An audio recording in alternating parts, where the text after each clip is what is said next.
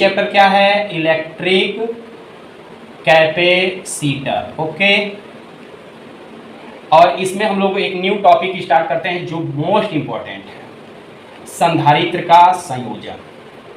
संधारित्र का संयोजन, कॉम्बिनेशन ऑफ कैपेसिटर।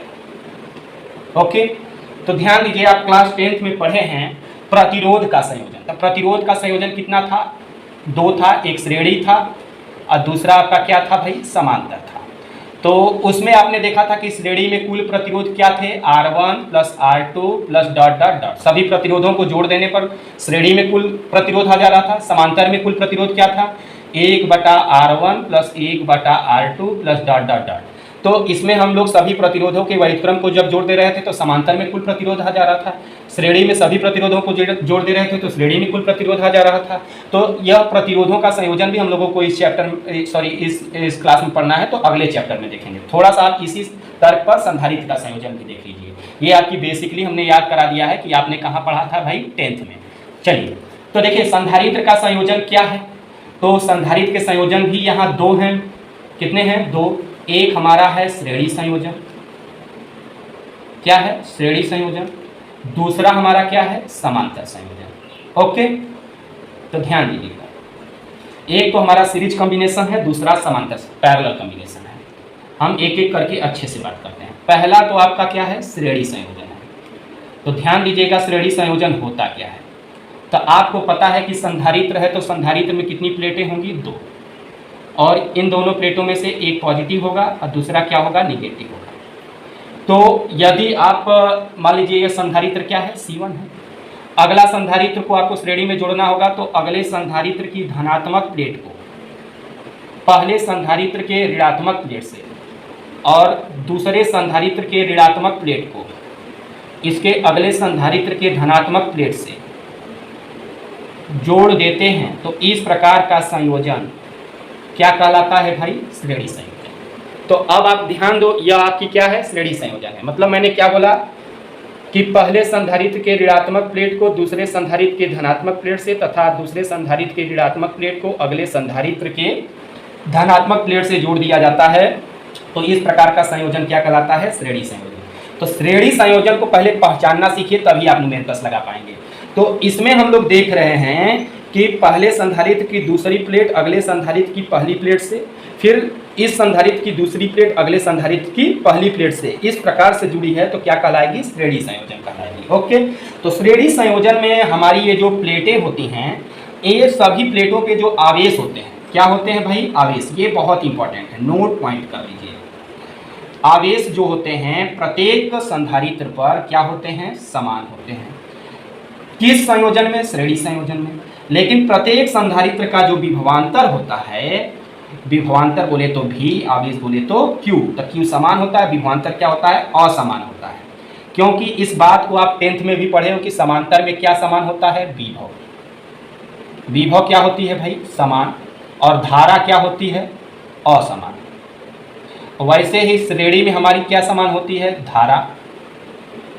और विभव क्या होता है? विभवांतर असमान। क्या होता है? असमान होता है। वही कंसेप्ट यहाँ पर भी है कि विभवांतर असमान होगा लेकिन आवेश क्या होंगे? समान होंगे। क्यों? क्योंकि आप देखो, धारा समान है तो धारा किससे उत्पन्न होती है? आवेश से ही उत्पन्न होती है। तो जब आवेश समान है तो धारा भी क्या होगी? समान होगी। तो उस प्रकार से आवेश समान होते हैं श्रेणी संयोजन में, विभवांतर असमान होता है। ओके, ये कभी कभी ऑब्जेक्टिव पूछ लेता है। तो ये आपके नोट पॉइंट हो गए। अब इसी में हम लोग देख लेते हैं श्रेणी संयोजन में तुल्य धारिता। क्या देख लेते हैं भाई? तुल्य धारिता। श्रेणी संयोजन में तुल्य धारिता। तो तुल्य धारिता कैसे निकलेगी ये थोड़ा समझिएगा।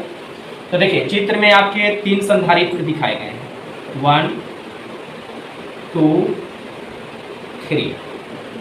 एक पर पॉजिटिव चार्ज है, दूसरे पर निगेटिव। एक पॉजिटिव, दूसरा निगेटिव।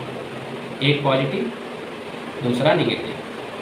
अब हम इस संधारित्र को आवेशित करते हैं एक बैटरी से। तो बैटरी में आपको पता है कि 2 टर्मिनल होते हैं, एक धनात्मक होता है, एक निगेटिव होता है। तो संधारित्र के धनात्मक प्लेट को बैटरी के धनात्मक टर्मिनल से जोड़ दोगे और बैटरी के ऋणात्मक टर्मिनल को बैटरी के ऋणात्मक टर्मिनल को संधारित्र के निगेटिव प्लेट से जोड़ दोगे। और यहाँ हमने कितने संधारित्र लेकर चल रहे हैं? 3।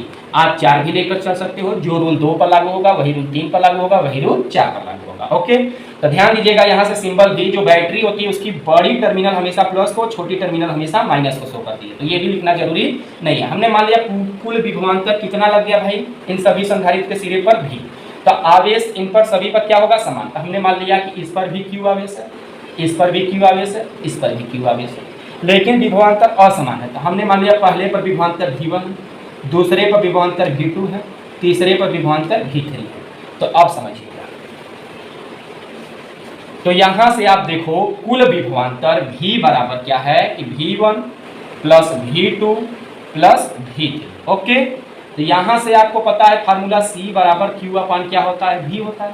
तो V बराबर हो जाएगा Q अपान C। तो कुल विभवांतर की जगह कुल आवेश Q है और धारिता कुल तुल्य धारिता क्या ले लो? C ले लो। तब V1 की जब बात करते हैं तो V1 पर आवेश तो हमारा Q है, लेकिन संधारित्र क्या है? C1 है, तो ये प्लस हो गया। V2 पर भी हमारा क्या है? Q है, संधारित्र क्या है? C2 है, और प्लस V3 पर हमारा Q है अपान के C3। तो Q अपान C कर लीजिए, तो Q यहाँ से कॉमन कर लोगे तो 1 अपान C1 प्लस 1 अपान C2 प्लस 1 अपान C3। तो Q से Q क्या हो गया? कट गया।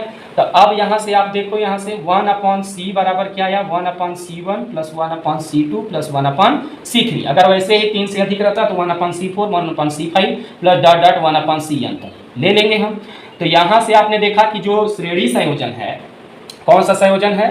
श्रेणी संयोजन है। इसमें आपकी जो तुल्य धारिता है वह सभी संधारित्र की धारिता के व्युत्क्रम के योग के क्या है? बराबर है। अर्थात आप यहाँ से ध्यान दोगे तो श्रेणी संयोजन में कुल धारिता व्युत्क्रम सभी संधारित्र की धारिता के व्युत्क्रम के योग के क्या है? बराबर है। जबकि समांतर में व्युत्क्रम के योग के बराबर होता है, इसमें श्रेणी में ही बराबर है। तो ये आप कंफ्यूजन ना करिएगा, कंपेयर करके याद कर लीजिए। तो चलिए, इसमें हम लोगों ने श्रेणी संयोजन देखा, अगले वीडियो में समांतर संयोजन देखेंगे। Okay, thanks, bye. क्यों तरसता है तू बंदे, जल्दी ही बदलेगा मंजर। झांक ले तू एक दफा बस दिल से अपने दिल के अंदर।